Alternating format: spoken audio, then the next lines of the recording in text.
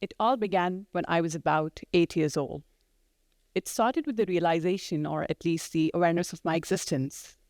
Now, I can assure you that I was not a very usual child, and that could be understood by the nature of my question.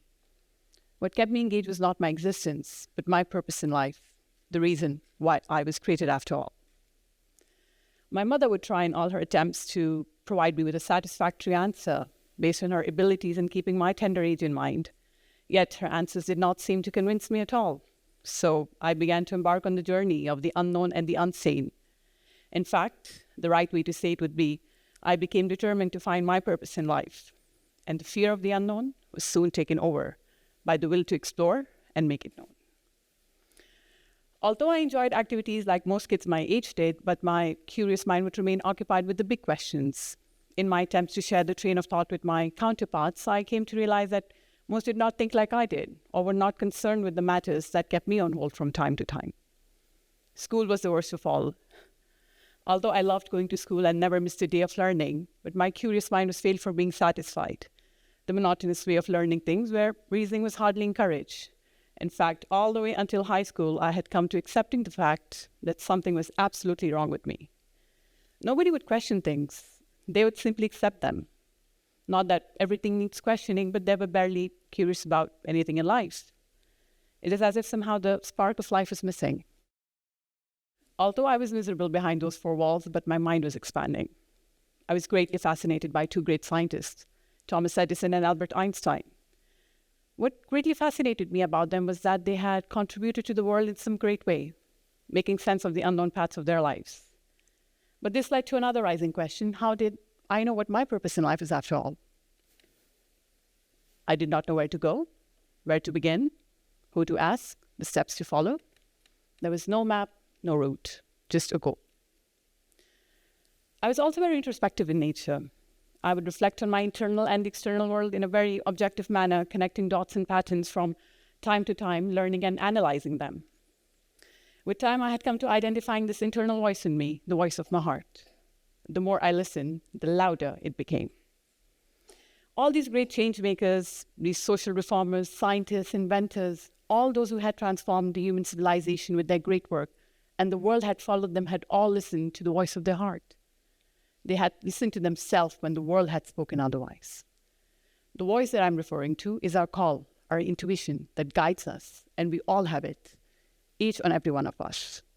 It is just that some of us are able to listen within and act on it effectively, while others get distracted by the noise on the outside. With time, I started gaining more clarity towards this voice. Now I just had to make sense of how to put this voice to use. I noticed all those who were able to fulfill their purpose in life had not followed any specific set of steps, but they had something in common, an objective pattern. I noticed all those who were able to explore beyond the visible horizons were the ones who understood the meaning and weight of this internal voice that spoke to them. And so I went forward with it. And time went by.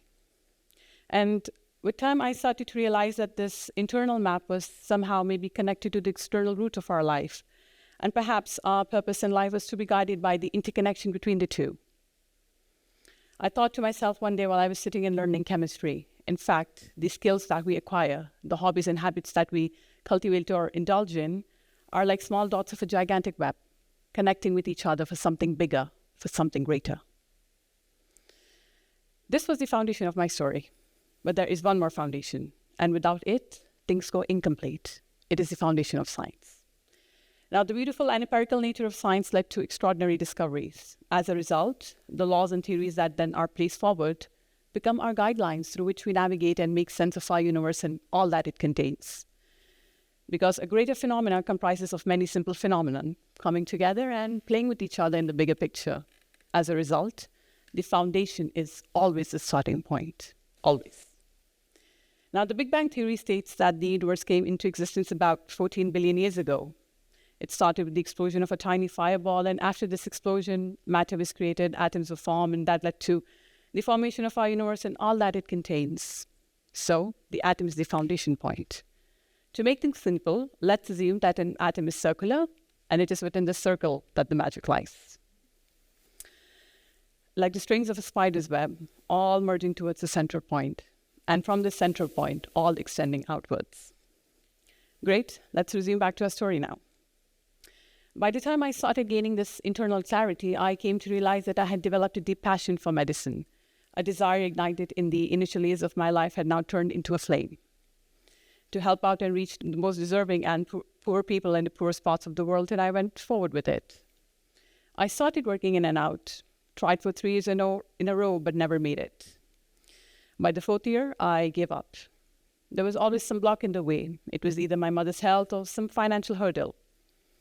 I couldn't understand where or how I had failed, but something had not gone right. I was deeply shattered. I was on the right path after all, but maybe the path wasn't right for me. And the universe has its ways to put us back onto the path that's meant for us to walk onto. After all, I had taken the internal decision towards finding my purpose in life, and now the universe had started preparing me for it, with the external challenges embedded in the external route of my life. So I went forward with life, got a job in a government firm. It was an automobile licensing department that I was an employee. A few months into the job, and I learned a great deal, not just about my work, but the world. I found my job really meaningful and rewarding. I was able to help all sorts of people with different backgrounds, social standings, educational attainments, like a catalyst in the process, helping them to achieve their goals. It made me happy. It is also in this phase that I witnessed something upfront, maybe even lived it. Organizational exploitation of those from the lower sectors in our society, systematic discrimination, injustice, and abuse. It was human misery unfolding right in front of my eyes. And I felt really bad about it. The value battles that I was never prepared for, where I was told to do one thing, but doing the right thing was entirely another. My conscience and morality were tested to their breaking point. I was heartbroken. I went on, and a few more months into the job, and I started to feel hopeless. Although I was helping those I could in my maximum capacity, but the impact in my own eyes felt insignificant. What I was not aware of was that my job had already started preparing me with the skills and tools that I was going to utilize in the time to come. The experience and exposure were teaching me empathy. Attributes of emotional intelligence that are ingrained in each one of us were now emerging to the surface and were being polished. Not shortly after they had developed, and with my attributes of not complying to all that was happening around me, it was not long that I was fired from my job. I felt like a failure. But as the saying goes, it is only in introspection do we realize that a closed door is often the nature's way of protecting and redirecting us. When I was ready, the universe had just pushed me onto the path that was aligned with my call and purpose in life. My mother suggested that I should travel and take things off my mind, and so I did. I traveled across Asia, experienced diverse cultures. It is not that I'm not exposed to different collective and individualistic cultures, being born and raised in Dubai with my ethnic roots from Pakistan. But this time I had an opportunity to experience a new set of challenges. In South Asia, I noticed a pattern that originates from the normative timeline, a set of challenge. You see, there's a set age to complete your education, to get a job, to get married, to have kids, to retire and even die. It's a box that represents the lives of us Asians, and one must remain intact in it. I call it the Asian Life Manual. Yeah. And progress and prestige are described by how well one excels through them, and you cannot skip one over the other. Yeah. And if I had to evaluate my progress in life by those set standards, I'm sure you already have the results of how poorly I had performed and how badly I had failed. I flew home more lost, confused, and hopeless than before. Because of my introspective nature and self-awareness, I started to notice slowly shutting down. I was shutting down slowly, and I started to drift away from my social life. I had begun to contemplate suicide. The cultural challenges turned into my mental battles. Why was I so odd, and why was no one like me? On one end, my entire life is just an accumulation of failures, drawbacks, heartaches. On the other, I was carrying this flame ignited in me as a child that wasn't willing to die down. I tried several times to shut it, to silence it, to even ignore it, but I couldn't. In fact, this internal push was so intense in nature that to succumb to my life circumstances was not an option, even in my own eyes. I was also very optimistic by nature, and that was maybe because of my curiosity. My mind was always flooded with ideas of possibilities, one idea jumping onto the other, and I think that's where half of my resilience came from. You see, the heart that can identify the path to walk onto among the many routes in life is the same heart that carries within itself the resilience to overcome the obstacles it is going to face on that same path. But the key is to always remain optimistic, to have faith, to be patient with it, and to see things from the bigger picture. It is only then can we make sense of the unseen. So I called my uncle that night. I told him that I had started to feel hopeless and suicidal, and that I needed help and didn't want to end on the path I was headed. The next morning, he was at my door and drove me down to the hospital. I was diagnosed with clinical depression, and my recovery was progressive. I wasn't going to die, not like this at least.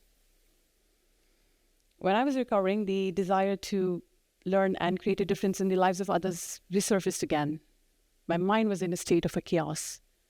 But in my heart, there was this clarity, so calm, so clear. It is as if my heart could gaze into the future I was set to walk into. And I went forward with it, against all the odds that were in my life and in my mind. I was not at the normative age range to begin my educational journey. In fact, I was nearing to end it. The societal pressure and alienation were things that I had to prepare for and endure in the time to come, and so I did. After all, I was set to challenge multiple established norms. First, there were challenges at home, and then the society followed, of course. But my maternal uncle, who had been my biggest support system, remained with me throughout. And soon, my mother joined in too. So I enrolled back into the university, determined to begin where I had left 5 years ago. And Rumi said, "Your heart knows the way. Run in that direction." It is only with time that I realized that I did the right thing, following my heart's wisdom. In 1991, Dr. Andrew Armour, a pioneering neurocardiologist, introduced the heart brain. He found in the human heart an intricate nervous system that qualified it to be a little brain in itself. What was so remarkable about his study was that this little heart brain could learn, remember, and sense things just like our cranial brains do. So scientists at the HeartMath Institute started extending the discovery of the neurons found in the human heart.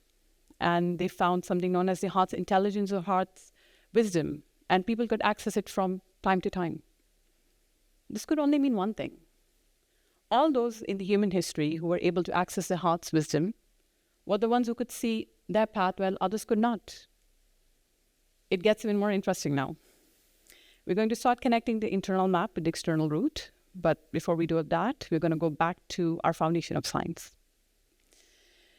Everything in this universe is made up of atoms, every living and non-living thing, at the fundamental level, even human cells.